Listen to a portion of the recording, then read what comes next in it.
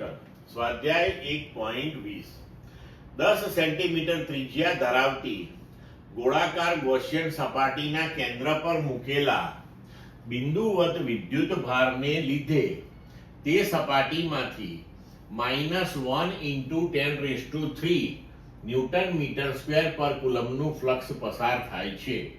એ જો ગૌસિયન સપાટીની ત્રિજ્યા બમણી કરવામાં આવી હોત તો સપાટીમાંથી કેટલું ફ્લક્સ પસાર થતું હોત.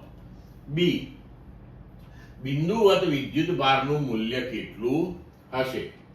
હવે જુઓ કે જો ગૌસિયન સપાટીની ત્રિજ્યા બમણી કરવામાં આવે તો ગૌસિયન સપાટી આપણી જે છે તો એ ગોળાકાર ગૌસિયન સપાટી છે, એના કેન્દ્ર ઉપર વિદ્યુત ભાર રહેલો છે.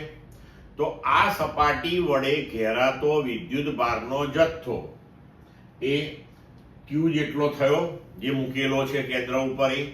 હવે આની ત્રિજ્યા જો આપણે બમણી કરી દઈએ એટલે આ ગોળાકાર સપાટી જે છે એને મોટી બનાવી દઈએ તો પણ કેન્દ્ર ઉપર રહેલો વિદ્યુત ભારનો જથ્થો તો એનો એ જ રહેવાનો છે.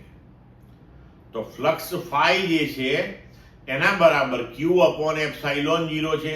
Q એનું એ છે. અહીંયા સપાટીનો આકાર કે સપાટીનું પરિમાણ એ આવતું નથી. એટલે જો ગૌસિયન સપાટીની ત્રિજ્યા બમણી કરવામાં આવી હોત તો પણ સપાટીમાંથી પસાર થતું ફ્લક્સ એનું એ જ રહે, કારણ કે Q ઉપર આધારિત છે. હવે બી બિંદુવત વિદ્યુત ભારનું મૂલ્ય કેટલું હશે?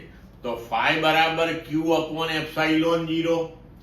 તો એના ઉપરથી આપણે લખી શકીએ કે Q બરાબર 5 × ε0.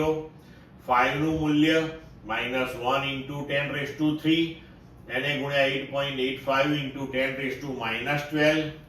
તો આપણને જવાબ મળ્યો Q નો -8.85 × 10⁻9 કુલમ. એટલે બિંદુવત વિદ્યુત ભારનું મૂલ્ય આપણને મળી ગયું. ક્લિયર મિત્રો?